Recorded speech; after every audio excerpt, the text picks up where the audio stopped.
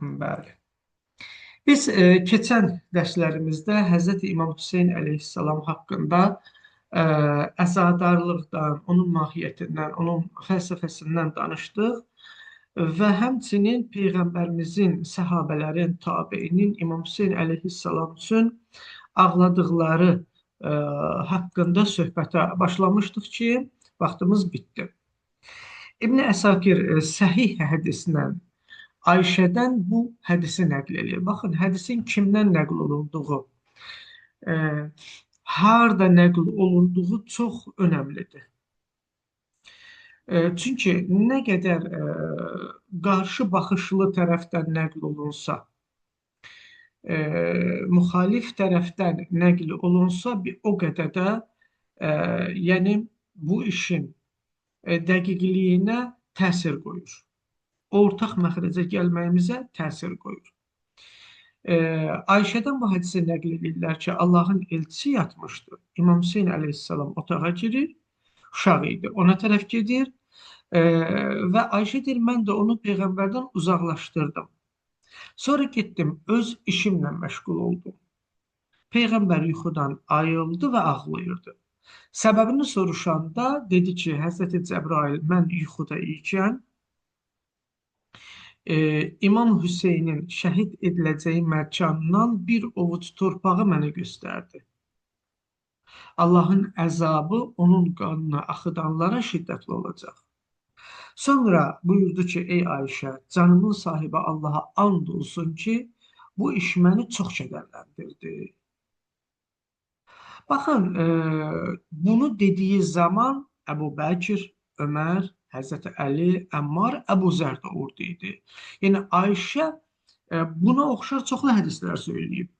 Amma bu hədis onların arasında ən dəqiqi və ən çox kitablarda yazılandır. Yəni Müsnəd İbn Həmbəldə də var bu, Tarixi İbn Əkasirdə də var, Tarixi İbn Kəsirdə də var, Mavərdinin Elamın Nübüvvəsində də var, İbn Həcərin Savaiqül Mühriqəsində də var və Hakim-i Nişaburun Əl-Müstədrəkü Aləs-Səhiheyn kitabında da var və müxtəlif kitablarda bunlar deyiliblər. Bunlar vaxtında müsəlmanlar arasında bilinən düşüncələr idi, bilinən xəbərlər idi. Amma bildiyiniz kimi dünya insanı bəzi şeylərə laqeyd yanaşdırır.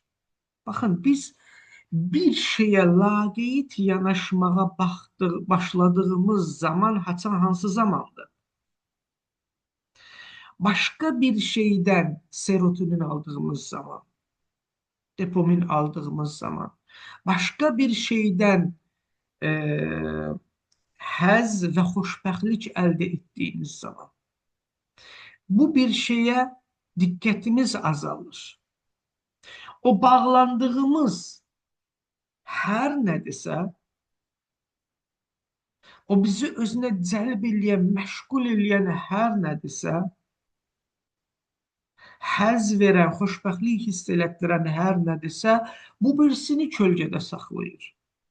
Çünki bir şey nə qədər böyüdükcə o günəşin qabağını kəsir və o birisi məsələnin üzərinə kölgə salır. Xanımlar niyə istəmirlər ki, həyat yoldaşları başqa bir xanıma aşiq olsun? Düz deyilirlər. Belə düzü də budur. Çünki bilirlər ki, kölgə salacaq. Çünki Allahın kəlamında da var bu, Qur'an-ı Kərimdə də var. Ki, ədaləti riayət eləyə bilməyəcəksiniz heç vaxt xanımlar arasında. Yəni, onun eşqi, ona olan diqqət o birisi tərəfin üzərinə kölgə salacaq. Peyğəmbərimizin zamanında ya bəziləri artıq o kölgənin altında qalmışdı, ya bəziləri o kölgəni sonradan böyütdü və saldı kölgə belə məsələlərin üzərinə.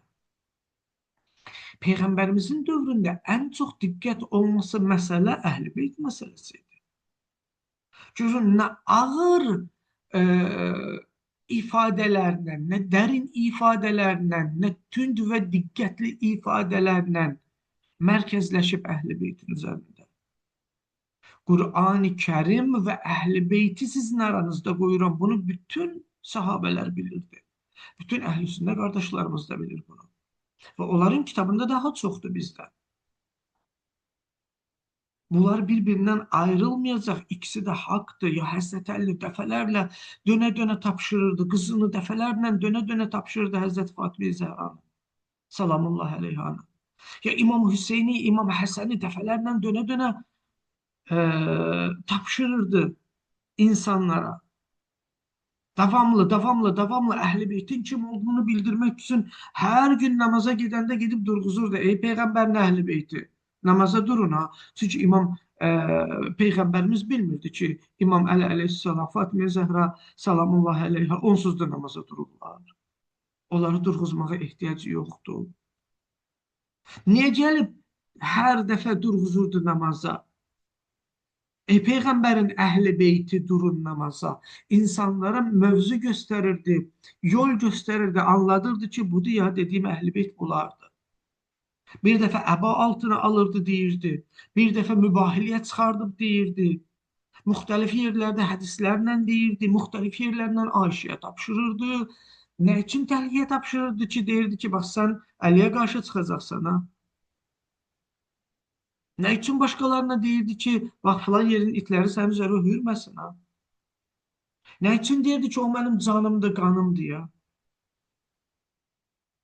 Baxın, bütün bunların hamısı bir ata sevgisi değildi ki. Ata sevgisi öz yerində. Bütün bunların hamısı insanlara mövzu göstərmək idi. Və insanların ən populyar, ən diqqətli yeri məhz elə Əhl-i Beyt idi. Amma bəziləri sadəcə olaraq Peyğəmbərə xoş gəlsin deyə diqqət göstərirdi.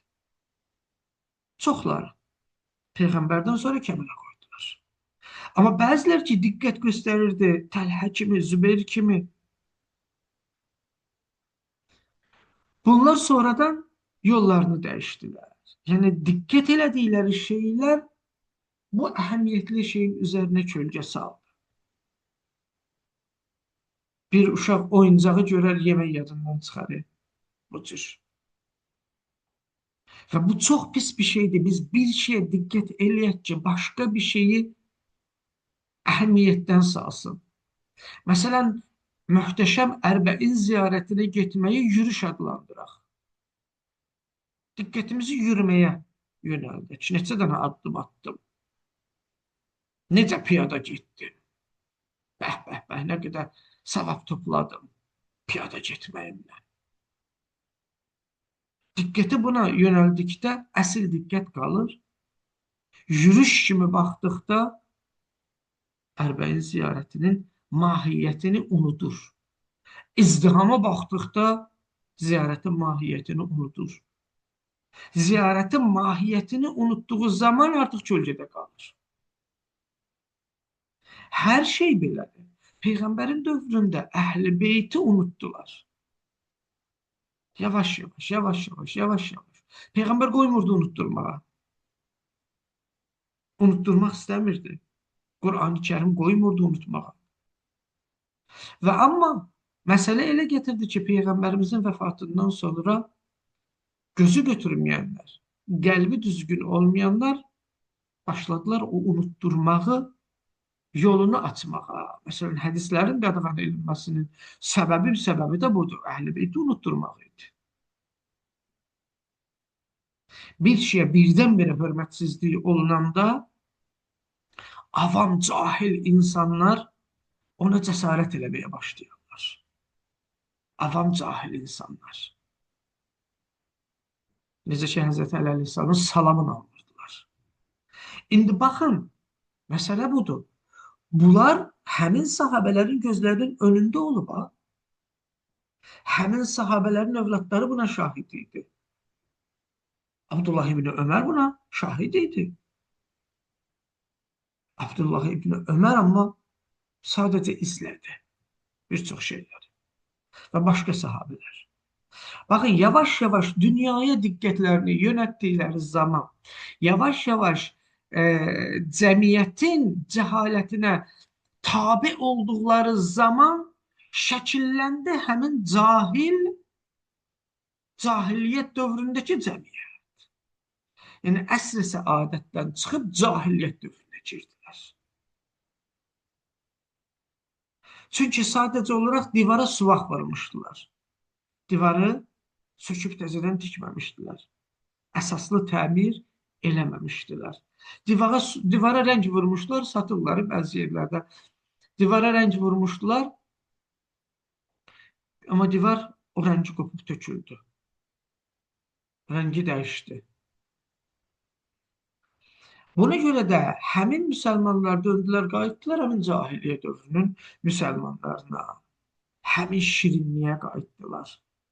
Həmin qana qayıtdılar. Həmin düşmənçiliyə qayıtdılar. Zorakılığa, təcavüzə qayıtdılar. Yenidən döndülər. Yoxsa bunlar hamısı Peyğəmbərin dövründə tapşırılmışdı. Peyğəmbər ki, deyir, Cəbrail mənə ümmətimin Hüseyni şəhid edəcəyini söylədi. Yəni, ən azından Peyğəmbərin göz yaşları töküldü buna. İnsanlar diqqətli olmalıydılar ki, aman deyə bu təliyə mən düşməyim. Aman deyə Hüseyndən ayrı qalmayayım. Aman. Amma bunu demədilər. Əhməd ibn Həmbəlin də hədisini gətirdim və məsələn, başqa bir hədisdə də Əhməd ibn Həmbəl İbn Abbasdan nəql edir ki, İbn Abbas deyir ki, günorta vaxtı Peyğəmbəri yuxuda gördüm. Çox kədərli idi, çox pərişan idi. Əlində qanla dolu bir şüşə qab var idi. Soruşdum, atam, anam qurban, bu nədir? Buyurdu ki, bu Hüseynin və onun əshabının qanıdır. Bunu bu gün mənə verdilər. İbn Abbas deyir, bu gün Aşura günü idi ki, mən bu yuxunu gördüm. Yəni, Əhməd ibn Həmbəl bunu danışır. Yaxud Tirmizi, Hakim, səhih sənədlə Peyğəmbərin həyat yoldaşı Ümmü Sələmənin də belə bir yuxu gördüyünü deyir həmin gün Aşura günü. Və müxtəlif, hələ bunlar bir hadisələrdir, tarixi məsələlər danışıram, səhabələrdən, tabiindən. Bunlar, məsələn, Həzrət Əli əleyhissalamın özündən Əxbar-ı Mədinə kitabında Əbülhəsən Əqiqi nəql edir ki, Peyğəmbərin Həzrət Əlinin evində ağlamağı İmam Hüseyin əleyhissalam üçün. Yaxud Hafiz Əbu Bəkir İbn Əbu Şeybə Abdullah ibn Məsuddan. Bilirsiniz Abdullah ibn Məsud kimdir? Abdullah ibn Məsud ən dəyərli səhabələrdəndir. Həmin şəxsdir ki, Osman əmr elədi ki, xəlifə Osman əmr elədi ki, onu götürün, etiraz elədiyi üçün Mərvana dedi, götür, çırpdı yerə qabırğalarını sındırdı. Abdullah ibn Məsud, bilirsiniz, Osman nə qədər zülümlər eləyir. Heç Əbu Bəkir ya Ömər bu işlərdən görməyib. Hər nə Abdullah ibn Məsud Quran hafizi idi, Abdullah ibn Məsud Quran qarisi idi. Böyük adam idi. Peyğəmbərin əhl-i beytini sevən adam idi. Peyğəmbərlə bir qrup sahabə ilə gedirdi ki, yolda Bəni Haşimdən olan adamlarla rastlaşdım. Peyğəmbər özünü saxlaya bilmədi, ağladı. Niyə ağlayır Peyğəmbər? Bir, babadır ona görə. İki, hadisənin ağırlığını dərk edir ona görə. Üç, ümmətinin halına ağlayır ona görə. 4. Ümməti başa salmaq istəyir. Ona görə. İndi filmlərdə görürsünüz, elə filmlər düzəldirlər, elə məzlum düzəldirlər ki, o məzlum zalimdən daha pisdir. O məzlum daha çox psixoloji zərbə vurur insanlara filmdə. O məzlum daha çox çirkinliklər eləyir. Amma çünki məzlum göstərildiyi üçün filmdə hamı onun tərəfində olur. Məsələn, Joker kimi. Joker psixopatdır, yəni Joker xəstədir. İnsan qanı içən vampir kimidir. Amma cavanlar görürsünüz, durumlarına, baş səhifələrine Joker qoyurlar. Niyə? Çünki vaxtında məzlum olur. Hər işini məzlumiyyəti ilə əsaslandırır. Zalimdən daha pis məzlum. Sözüm orada deyil. Peyğəmbərimiz niyə ağlayır burada? Həm də başa salmaq istəyir ümmətə. Vicdanlarına, fitrətlərinə qaytarmaq istəyir. Deyir, Əhl-i Beytin məndən sonra zülümlərə məruz qalacaq, yurtlarından didər gün düşəcək və İmam Hüseyin əleyhissalamdan danışır. Niyə? Amma ümmət oyanmır ki, oyanmır. Və e, Peyğəmbərin yanında səhabələrin ağladıqlarını, cəmaət arasında bunu söyləyərək xəbər verdiyini məsciddə İbn Cüzü özünün Məktəl kitabında yazır və insanların ağladıqlarını yazır. Yaxşı, mənsublarımız necə? İmam Hüseyn əleyhissalamın, yəni bəzən deyirlər ki, bu özünüzdən çıxartmışsınız ağlamağı, filan ölkədən gətirmişsiniz ağlamağı. Biz tarixçəsinə işarə elədik. Baxın, ağlamaq fərqlidir ya zəncir vurmaqdan. Zəncir sonradan yaranan bir şeydir. Əzadarlıq deyəndə zəncir yaduza düşməsin. Ağlamaqdır, sinə vurmaqdır. Hər ölkənin özünün əzadarlıq dediyim kimi qayda qanunları var. Məsələn, ağı demək kimi normal qayda qanunlardan danışıram. Sinə vurmaq kimi. Bunu da bilirsiniz, sinəyə vurmaq özü psixoloji cəhətdən də yəni insanı sakitləşdirən məsələlərdən biridir. Ağrılı, acılı olan insanlar, qadınları görərsiniz, bir şeyi narahat olanda, nigaran olanda, qorxanda ya dərin hüzüntü keçirdəndə əllərini atarlar bura, belə. Bura. Anında bura atarlar əllərini. Və başqa məsələlərdə də biz bilirik ki, bəzi nöqtələrə ki, vurmaqçı var. Bura və bəzi yerlərə, o cümlədən də bura və körpücük sümüyünə ya sinəyə bu insanı sakitləşdirən, stresi sakitləşdirən amillərdəndir. Hər halda İmam Əli əleyhissalam Əhməd ibn Həmbəl nəql eləyir. Yəni nəql eləyən Əhməd ibn Həmbəldir. Əhməd ibn Həmbəl sələfilərin imamıdır. Əhməd ibn Həmbəl səhih hədislə, sənədlə Nəciddən nəql eləyir ki, Həzrət Əli əleyhissalam Süffeynə getdiyi zaman Neynəvaya yetişəndə başlayır ağlamağa.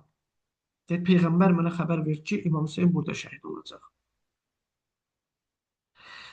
Yaxud Əsbəğ İbn Nəbatə deyir, Həzrət Əli əleyhissalamın Kərbaladan keçəndə orada şəhidlərin harada ata minəcəyi, harada döyüşə gedəcəyi, harada qanların axıdacağı yeri belə mənə göstərdi.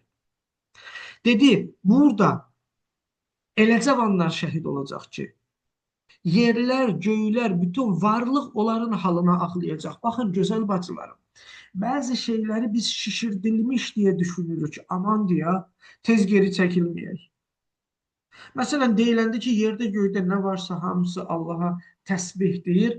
O demək deyil ki, məsələn, qaranqış oturub deyir, Sübhanəllah, Sübhanəllah, Sübhanəllah.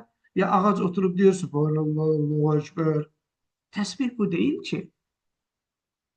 Təsbih Allahın qayda qanunlarına uyğun hərəkət eləməyidir. Və Allahın iradəsi ilə bağlılığıdır, mütiliyidir, yaradılışın, varlıqların. Və daha dərinlə getdiyimiz zaman Allah qarşısında, onun qoyduğu qarşısında, onun verdiyi xasiyyətlər, hər bir varlığa verdiyi xasiyyətlər qarşısında tam itaət edir. Və daha dərinə getdiyimiz zaman bütün varlığın Allahla sırf bağlılığıdır. Sırf bağlılığı. Hər bir varlığın Allahla bağlılığı var. Mən elə bilirəm ki, daşın Allahla bağlılığı yoxdur. Mən elə bilirəm ki, bu ağcaqanadın Allahla bağlılığı yoxdur. Bütün var olan hər bir şeyin Allahla bir əlaqəsi, rabitəsi, bağlılığı var. Çünki bu rabitə, bu əlaqə olmasa məhv olar. Və bu bağlılıq hamısı xidmət eləyir bir bütün kimi Allahın vahid hədəfinə, insanın aliliyinə, kamilliyinə. Bu alilikdə, kamillikdə mane olan hər nə varsa, onları narahat edir. Çünki hər şey bir bütün üçün ona çalışır. Sistematik olaraq. Buna mane olan hər nə varsa, bu bütün onun hiss eləyir, dərk eləyir və narahat olur. Bu sistemi pozan nə varsa, bu bütün narahat olur.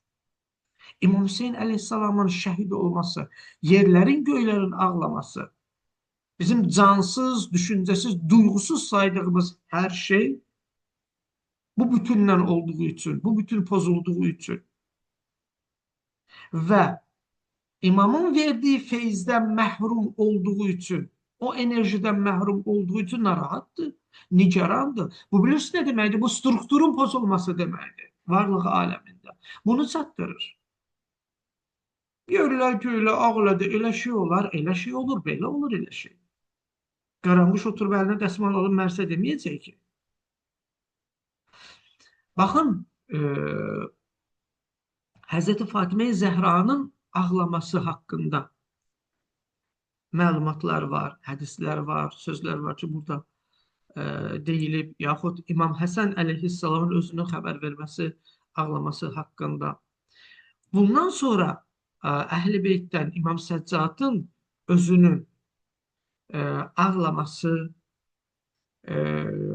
və insanların arasında insanları başa salması, bunu unutturmağa qoymaması, bunlar o qədər ali bir şeylərdir ki, məsələn, Zürariyə deyəndə İmam Sadiq əleyhissalam deyir ki, Zürariyə, babam Səccad İmam Hüseyni xatırladığı zaman, əleyhissalam, o qədər ağlayardı ki, göz yaşı bütün saqqalını tam isladardı. Onun ağlaması ətrafındakiləri da ağladardı. Əzadarlıq dediyim budur. Anlayışlı gözyaşıdır. Anlayışlı gözyaşı. Hardasa bir 20 dəqiqədə başlamışıq inşallah bacım. İmam Səccaddan gəlib soruşurlar ki, ağlamağın sonu çatmadı. Çox gözəldir. Deyir, Yaqub Peyğəmbərin 12 var, o övladı var idi. Hələ Yusif uzaqda idi, ölməmişdi. Amma Yaqub o qədər ağladı, o qədər ağladı ki, gözlərinə ağ gəldi. Bunu əlbəttə mən özüm də kitabımda, o vaxtda bu kitab yazılıb hardasa mənim 20 neçə yaşında olan vaxtında yazdığım kitabdır, İmam Hüseyin kitabı. Bunu düzəldib sizə verəcəm, yenidən çap hazırlayıram. 20 neçə vaxtında yazdığım kitabda orada yazmışam, ağlamaqdan, ayrılıqdan, ağlamaqdan kör oldu. Yox, kör olmayayım. Əslində mən o vaxtda da onun tərcüməsini o vaxtda fars dilindən götürdüyüm üçün belə yazmışam. Ərəb dilində kör oldu deyil. Ərəb dilində gözlərinə ağ gəlməsi. Ayəni gətirir əlbəttə. Ayənin özünü gətirir ki, bu ayədə belə deyilir, mən niyə ağlamayım? Yəni gözləri yaşardı, gözlərindən yaş axdı və ayəyə istinad eləyir, kör olmasına səbəb getmir. Deyir, mən niyə ağlamayım? Hələ ki, Yusifə bir şey olmamışdı. Sadəcə ola bilirdi, diridi, uzaqdaydı. Mənim gözlərimin önündə atam, qardaşlarım, əmim, yaxınlarım, sahabələrim bir gün ərzində qətlə yetirildi. Ən pis vəziyyətdə, vəhşiliklə. Siz gözləyirsiniz ki, mənim kədərim sana yetsin. Elə bir şeydən məhrum elədilər ki, atamı, heyvanlara onu verirdilər, quşlara, yırtıcılara azad qoyub Allah onu, amma mənim atama vermədilər. Su vermədilər. Yəni, İmam Səccad əleyhissalamın davamlı ağlamaqları, davamlı əzadarlıq etmələri, bunların kökündə Peyğəmbərin niyə ağlayırdısa, onun üçün ağlamağı durur. Yaxud İmam Baqir əleyhissalam, bunlar anlayışlı ağlamaqlardır, gözəl bacılarım, gözəl qardaşlarım. Bunlar məclis keçirtmək ağlamağı deyil. Bəzən bizdə deyirik ki, məclis gül keçsin, qardaş, məclis necə keçdi? Məclis nətər keçdi? Bax, bunu fikirləşirlər. Kim gəlmişdi, kim oxuyurdu mərsiyəni? Bilirsiniz, mənim nəydən xoşum gəlir? Mənim dəyərli tanıdığım insanlar var, burada yoxdular. Adlarını da çəkməyəcəm. Biraz yaşlı insanlardır, qəlbləri, əlləri, ürəkləri açıq insanlardılar. Oturarlar, Quran oxuyarlar. Elə xoşum gələrdi, məxsusən ikisini tanıyıram. İkisi də yaşlı insanlardır, ikisinə də xala deyirəm. Oturarlar, Quran oxuyarlar. Səsləri də yoxdur. Amma elə ürəklə oxuyarlar, elə ürəklə oxuyarlar. Onun oxuduğu Quran mənə Şəhhaddan, Əbdülbasitdən, Xəlvəşdən, nə bilim, Menşavidən, ondan, bundan daha üstündür. Onun oxuduğu mərsə mənə daha üstündür. O qədər gözəl ürəklə oxuyur, o qədər qəlbi ilə oxuyur. Tam burada çəkinmir də rahat kimsə mənim, məsələn, sözümə nəsə deyəcək, ya səsimə nəsə deyəcək. Yığılırlar, bir qrup insandılar, bir 10 nəfərə yaxın. Məclis keçirdilər, keçirdilər. Elə qəşəng deyirlər, elə gözəl deyirlər. Adam istər-istəməz ağlamaqdır. Ay Allah, nə gözəl, nə qəşəng. Yəni baxsan deyərsən ki, ay mələ bu nədir? Amma adamı bütöv götürür. Biraz içində qal, biraz yanında qal. Gör nə qədər səmimiyyət qoxuludur, gör nə qədər təmizdir, gör nə qədər pakdır. Səsi qalxır, amma gör nə qədər ürəklə deyir. Rahat. Oturub Peyğəmbərin balasına deyir, ağlayır, deyir, ağlayır, deyir, ağlayır. Elə bil öz balasına ağlayır, Allah eləsin. Allah uzaq etsin. O qədər gözəldir. Məclis qardaşdır, necə keçdi? Kim gəlmişdi? Neçə nəfər adam vardı? Sən Allah üçün nəzət vuran var idi. Geri sinə vura. 2 saat məclisdə gedir sinəsinə çırpır. Tap, tap, tap, tap, tap. Məclisdən çıxan kimi şümürlə bir fərqi yoxdur. Eyni, kopyası deyilə bilir. Eyni zavoddan gələ bilir. Duk, duk. Metrəsi ilə, santimetrəsi ilə. Həmin xüsusiyyətdir. Baxın, ağlamaqdan söhbət gedir. Ağlamaq əzadarlığından söhbət gedir. Bəzən görürsən ki, əzadarlıqda nə etmək istəyirsən, duptis çıxartmaq istəyirsən, nə məlum məsələdə duptis, duptis, duptis. Bu nədir? Bu nə əzadarlıqdır? Adam tullanıb düşərək əzadarlıq eləyər. Üzr istəyirəm, çaqqıdı, çaqqıdı, çaqqıdı, çaqqıdı. Əzadarlıq konsept deyil ki, əzadarlıq mənim fikrimi bilirsiniz, açıq fikirli insanım, amma əzadarlığın öz hörməti var. Oturarlar, deyərlər, ağlayarlar, mərsə deyərlər, növmə deyərlər, ağı deyərlər. Neysə, İmam Baqir əleyhissalam özü məclisləri qurardı. Ərəb şairini çağırardı, deyərdi, gəl otur İmam Hüseynindən de ağlayaq. Şair gəlib də artistlik eləməzdi, qəşəng deyərdi, mənalı, mənalı, mənalı, mənalı deyib ağlayardı və ağladardı.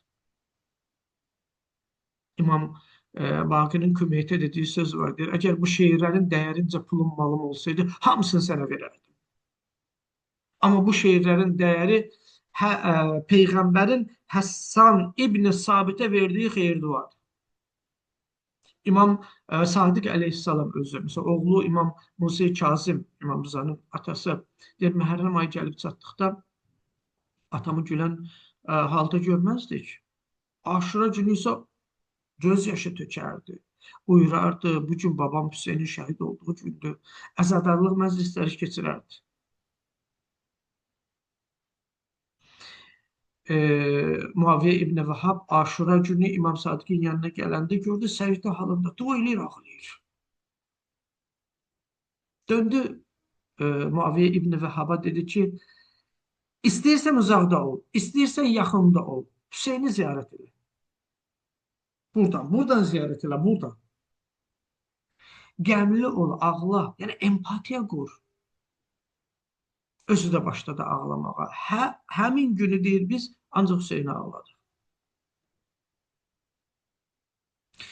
İmam Musa Kazım əleyhissalamın özü də bu cür. Yaxud İmam Rıza əleyhissalamın özü də budur. Belə Xuzainin iştirakı ilə keçirdiyi əzadarlıq məclisləri. İmam Rızadan var ki, Aşura günü biz o qədər ağlayardıq, göz qapaqlarımız çox ağladığımız üçün yarı olardı. Yəni, valla ziyan demiyor, ağlayırsan. Səhərdən akşam sən telefondadır, gözünün içindən xırda-xırda düyümlər çıxır. Mənim özümdə də olur, internetlə çox olduğum üçün seanslar və s. yazılar. Dərslər gözümün içərisindən belə düyümlər çıxır, sonra yatıram, düzəlir, quruluqdandır da. Deyib, telefonda da göz qapağı yarı olur, ondan deyil, səhərdən akşama canlıqdadır. Amma bir dənə ağlayanda sonra, niyə ağlayırsan? Yadınızda saxlayın, həmişə cahillər aqillərə lağ eləyib. Peyğəmbərə dəli deyiblər, məcnun. Peyğəmbərə şair deyiblər, romantik. Çox insan adam idi. Çox lətif insan idi. Çox alicənab insan idi. Çox nəzakətli, incə ruhlu insan idi. Ana ruhlu insan idi. Deyirdilər romantik. Bir peyğəmbər ki, heyvana bu qədər məhəbbət göstərir. Bir peyğəmbər ki, uşağa bu qədər məhəbbət göstərir, qadına bu qədər məhəbbət göstərir. Hər zaman belə olur. Ona görə heç narahat olmayın. Kimlər nə deyir, nə danışır, hər kəsən öz qabı qədər danışır. Və hər kəsən özünün bacarmadığına görə sizə söz deyir. Bacarmadığına görə, məhrum olduğuna görə. Elə bilirsiniz, bilmir, bilir. Özünə bənzətmək üçün bunu deyir. İmam Musa əleyhissalam deyir, hansısa bir məzluma ağlamaq istəyirsənsə Hüseynə ağla. Çünki İmam Hüseynə ağlamağın içərisində tək məzluma ağlamaq yoxdur. İlahi dəyərlər var, insani dəyərlər var.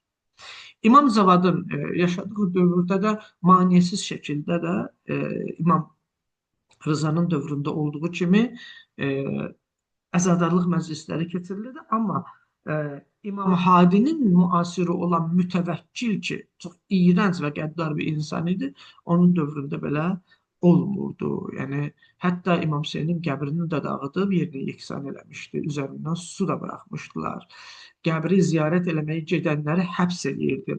İndi bildiyiniz, gördüyünüz ki, ziyarət haqqında olan hədislər çoxu qadağaların qarşısında durmaq üçün qoyulan hədislərdirlər ki, İmam Hüseyni qadağalarının qarşısında qoyulan hədislər, yaxud onu unutturmamaq üçün olan hədislər və s. hədislərdir, çoxundan danışıram. Bir çoxu da ki, insanın öz imamı ilə olan sevgisini, beyətini təzələmək üçün olan hədislərdir və təşviqlərdir. Yaxşı, İmam Zaman ağanın özünün dediyi kəlamlar var İmam Hüseyin əleyhissalam haqqında ki, kaş mənə qismət olaydı sənə kömək eləmək, amma mənə qismət olmadı. Olmadısa nə edirəm? Sənin müsibətə gecə gündüz sızlayıram, göz yaşı yerinə qan ağlayıram. Bunlar adi sözlər, kəlamlar deyirlər. Bunlar bir imamın bir bəşəriyyət faciəsi ilə, insanlıq faciəsi ilə, İslamın qətlə yetirilməsi ilə, Qur'anın qətlə yetirilməsi ilə bağladığı empatiyadır və həyat tərzidir. Səhabələrdən tabiindən İbn Abbas, Səbt İbn Cövzi deyir ki, İmam Hüseyin şəhid olandan sonra İbn Abbas daim ağlayırdı. Bu, həqiqi tarixdən dəqiq əlimizə gəlmiş məlumatdır ki, ağladığına görə gözlə tutuldu İbn Abbas'ın. Ənəs ibn Malik. Ənəs ibn Malik bilirsiniz ki, Peyğəmbərin ən yaxınlarındandır ya. Yəni, İbn Ziyadın sarayında İbn Ziyada etiraz edən şəxslərdəndir. Zeyd ibn Ərqəm ağlayıb göz yaşı düşmüşdü. Zeyd ibn Ərqəm özü də orada etiraz elədi. Kəskin nitq söylədi. Və valiyə dedi ki, əlindəki çubuqları Hüseynin dodaqlarından kənara çək. Sən nə edirsən? Şimdi biz elə bilirik təkcə Yezid vurub əlindəki çubuqlardan İmam Hüseyin əleyhissalamın mübarək dodaqlarına yox. Dedi, kənara çək sən o Peyğəmbərin öpdüyü o dodaqları. Nə ixtiyarla çubuğuna vurursan? Peyğəmbər elə bilirsiniz, elə belə öpürdü İmam Hüseynin sinəsindən insanların içərisində. Elə belə öpürdü Hüseynin dodaqlarından insanların içərisində. Elə belə öpürdü başından. Yəni, İbn Ziyad əsəbləşdi, dedi, mən səni indi sahabə sən deyə dəymirəm. İndi bu dəqiqə səni döydürərəm, şallaqlatdıraram, dedi, ay cəmaat. Siz Allahdan başqasına bəndəlik elədiniz. İmam Hüseyni Fatimənin övladını öldürdünüz. Mərcanənin oğluna ağır sözdür ya. Yəni, atasının adı ilə çəkmək. Mərcanənin oğlunu özünüzə ağa seçdiniz. O sizin yaxşılarınızı da öldürəcək. Pis insanları isə üzərinizə hakim eləyəcək. Sizi öz qulunuza çevirəcək. və ağır-ağır tənqidlərlə İbn Ziyaddan uzaqlaşdı, sarayı tərk elədi. Yəni bunlar hamısı yəni bunu da qeyd edeyim ki, Ənəs ibn Malikin göz yaşları haqqında çoxdur. Oturub, hara gedirdi, oturub ağlayırdı. Hara gedirdi, oturub ağlayırdı. Gözünün qabağından getmirdi o e, hadisələr. Rəbi İbn Xeysəm də yığıldı insanlarla əzadarlıq elədilər. Peyğəmbərin sahabələrindəndir. Yaxud Cabir ibn Abdullah Ənsari hətta eşitdi, bunu eşidəndən sonra dostları ilə getdilər Kərbəlaya. Fərəc çayında qüsl aldılar, paltarlarını dəyişdilər, ayağı yalın, mərsiyə deyə getdilər, ziyarət elədilər həmin yerləri. O qədər ağladı ki, huşunu itirdi Cabir ibn Abdullah Ənsari. Yaxud Həsən-i Bəsri özü, yaxud Ümmü Sələmə, Peyğəmbərimizin həyat yoldaşı ki, bunun haqqında çox eşitmişsiniz də demirəm. Ya bu kimi yəni hadisələr, bu kimi əzadarlıqlar, bu kimi addımlar atılırdı. Məsələn deyir, Aşura vaqiəsindən sonra Bəni Haşim tayfasının qadınlarından heç birisi sürmə çəkmədi. Heç vaxt, ölənə qədər. Saçlarını bəzəmədi. Heç bir evdən qonaqlıq tüstüsü çıxmadı. Bilirsiniz bu nə deməkdir? Ta ki İbn Ziyad ölənə qədər. İbn Ziyad öləndən sonra həll elədilər. Bu dediyim sözlər ola bilər bizə adi gələr, amma bizi gəlirlər bundan vururlar. Bizi gəlirlər elə məqamlarla, elə nöqtələrlə vururlar ki, heç bir şey yoxdur, siz təzə özünüzdən çıxartmışsınız da, yəni özünüz bunları yaratmışsınız, dinimizdə belə bir şeylər yox idi. Yaxşı, tarixi cəhətdən bunları bilərək biz onlara düzgün şəkildə cavab verə bilərik. Ona görə lazımdır bunlar. Aşura qiyamının nəticəsi nə oldu? İmam Hüseynin ayağa qalxmasının, beyətdən boyun qaçırmasının nəticəsi nə oldu? Bir çox nəticələr oldu. Ən böyük səmərəsi, ən ali səmərəsi İmam Hüseyin əleyhissalamın dinin bu olmadığını insanlara başa salmasıdır və insanlara ayırtmasıdır. İkinci, bu tam nəticədir. Düz istəyir, tam nəticədir, yekun nəticədir, əsas nəticədir. Amma bunu əldə eləmək üçün nələr oldu, onları deyirəm. Məsələn, Bəni Ümeyyə dövləti rüsvay oldu. Bəni Ümeyyə dövləti Muaviyyə deməkdir, Yezid deməkdir. Yəni, tam çirkin xislətlər deməkdir. Bunlar nə eləmişdilər? Muaviyyə və Yezid kimi insanlar özlərinə hədislər qondarmışdılar. Özlərini din kimi tanıtdırırdılar. Dedilər, din bizik. Nə qədər fəthlər oldu?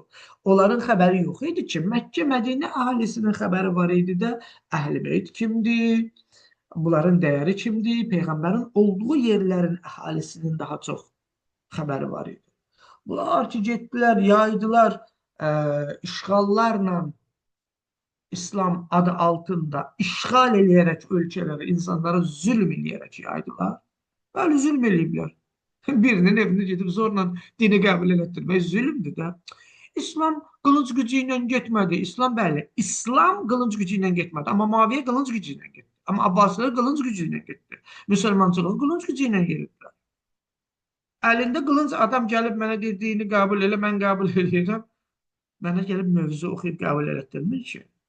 Əlində qılıncla gəlib artıq mən bilməm. Mənim onu qəbul eləməkdən başqa çarəm yoxdur. Şərtlərlə gəlib mənim üzərimə.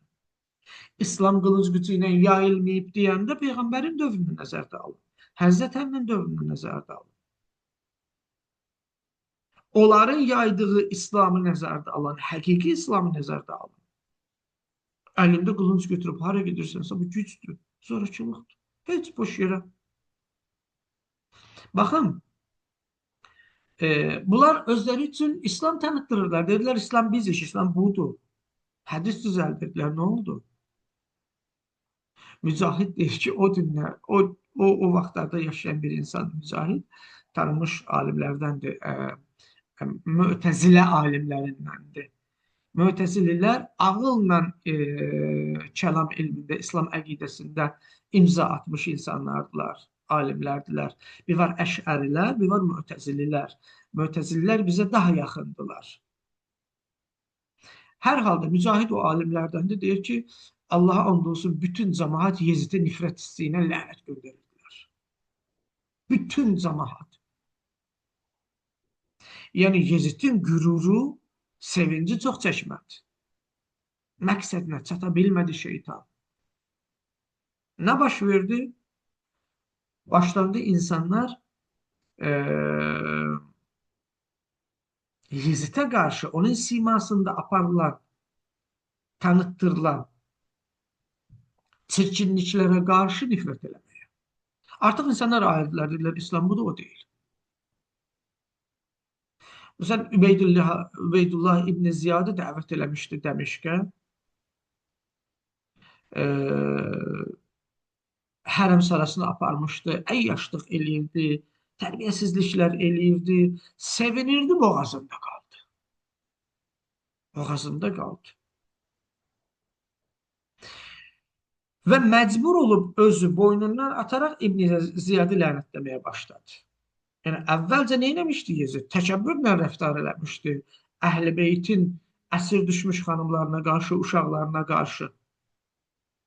Elə ki, Həzrəti Zeynəb və İmam Səccad əleyhissalamın çıxışları oldu ki, danışacaq bunlar haqda. Elə ki, oldu, dedi, hərisi azadsız, kəniz də götürməyəcək, heç də götürmə, mənim xəbərim yoxdur, mən eləməmişəm, o eləyib. Bu bilirsin nə deməkdir? Bunun üçün qürrələnən, işrət məclisi keçirdən adamın yerindən sürünməsi deməkdir. Hətta Həzrəti Zeynəb ki, əzadarlıq məclisi keçirmək istəyirdi, icazə vermirdilər. Həzrəti Zeynəb Yezidə bildiriş göndərdi. Yezid tez qorxusundan dedi, Darül Hicariyə aparıb istədikləri qədər əzadarlıq eləsinlər. 7 gün Həzrəti Zeynəb orada əza məclisi keçirmişdi.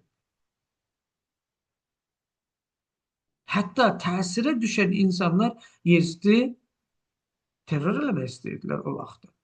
Sözüm hardadır? Sözüm buradadır. Yezid rüsvay oldu. İstədiyinə çatmadı. Öldü, öləndən sonra oğlu, ailəsi belə peşman oldu. Gəldi, öz atasını, babasını tənqid elədi, üzr istədi. Yezidin oğlu, Muaviyə ibn Yezid. İkinci məsələ, şəhadət ruhu dirçəldi. Yəni, İslamda şəhadət ruhu çapavulçuluqla birləşmişdi sonradan. Hani Peyğəmbərin dövründə haqq yolunda şəhid olmaq ruhu? Müsəlmanlar bir-birlərinə qılınc çəkib öldürürdülər. Hara getmişdi o haqq yolunda şəhid olmaq? Təkcə Əhl-i Beytin davamçılarında qalmışdı. Hicr ibn Ədi kimi, Süleyman kimi və s. kimi. İnsanlar bir-birini öldürməklə fəxr edirdilər. İnsanlar qarət eləməklə, insanlar işğal eləməklə eyniləşdirmişdilər şəhadət ruhunu. İmam Hüseyin əleyhissalam gəldi şəhadətindən sonra haqq yolunda şəhadət necə olunur onu göstərdi. Həqiqət yolunda şəhadət nədir? Bunu başa saldı.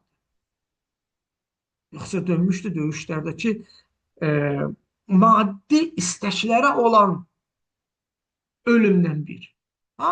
Şəhiddir. Bu gedib işğal eləyir, şəhiddir deyirdilər. Öz dilində olmayanların üzərinə hücum çəkirdi, öldürürdü, ailəsinə əsir alırdı, dedi şəhiddir. Amma İmam Hüseyin əleyhissalam islah elədi. Dini islah eləmək budur. Gəldi dedi, haqlıq, paçlıq, təmizlik, insanlıq, şəxsiyyət, mənəviyyət üzərində ölməkdir. Şəhidlik. Bunu başa saldı. Bunlar cihadın üzərinə atmışdılar indi bəzi qruplar kimi. Haqsız insanları öldürürlər ilə cihaddır. Şəhidlik məqamını alçatmışdı. İmam Hüseyin əleyhissalam gətirib şəhidlik məqamına öz mahiyyətini bəxş elədi. İslama öz mahiyyətini bəxş elədi. Bunların fitnələri, bunların hilələri arada getdi. Bu bilirsiniz nə böyük bir əzəmətdir.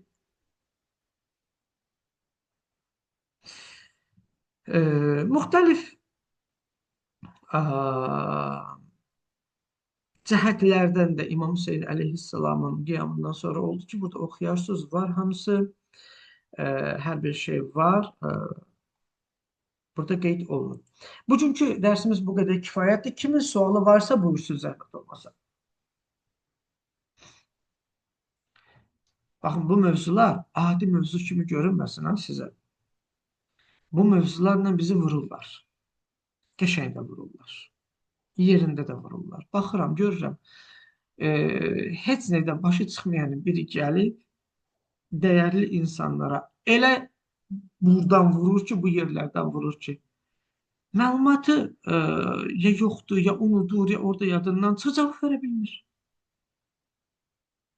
Deyəcək, sən get cavab ver. Müəllim, mənim vəziyyətim fərqlidir. Mənim vəziyyətim tamam fərqlidir. Hər halda mən öz bacardığım qədər uyğun olaraq addımımı atıram mənəvi maarifləndirmədə. İnsanları düzgün şəkildə içərdən paklayan dini, özü ilə Allahın arasına əlaqəsini düzəldən dini tanıtdırmaqda. Din də elə budur, həqiqətdə elə budur. Bu qədər bacarıram. Kimin sualı varsa buyursun.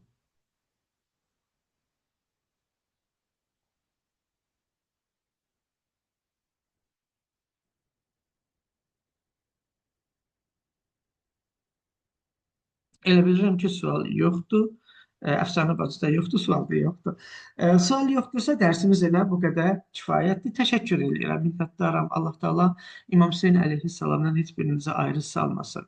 Vaxtınızı, gününüzü, zamanınızı, saatınızı Həzrət Hüseyni anlamağa, onu tanımağa, onun Əhl-i Beytinin nələr çəkdiyini, nələr hiss elədiyini, nə üçün addım atdığını bilməyə həsrləyirsiniz. İnşallah Həzrət xanım Fatimə Zəhranın da nəzəri buradadır. İmam Hüseyin əleyhissalamın da nəzəri buradadır. Lap belə o gözəl bala xanım Rüqəyyənin də nəzəri buradadır. Çünki biz bunları öyrənirik ki, övladlarımızı öyrədək, yaxınlarımızı öyrədək, özümüzdən əlavə və bunu qoruyub saxlayaq. Cənnət anaların ayağı altındadır və ümidvaram ki, analarımız öz tərbiyə elədiyi övladlara bu maarifi aşılayırlar ən gözəl şəkildə. Atalarımız da bir dağ kimi həm analarımızın qədrini bilir, həm övladlarını düzgün tərbiyə eləyir və bunun aşılanmasında təşviq edici, şərait yaradıcı rollar oynayırlar. Sağ olun, sağlıqla qalın inşallah. Minnətdaram hər birinizə. Allah razı olsun. Çox sağ olun. Allah ömürcələri keçirsin. Təşəkkür edirəm. Çox sağ olun. Sağ olun. Sağ olun. Allah razı olsun.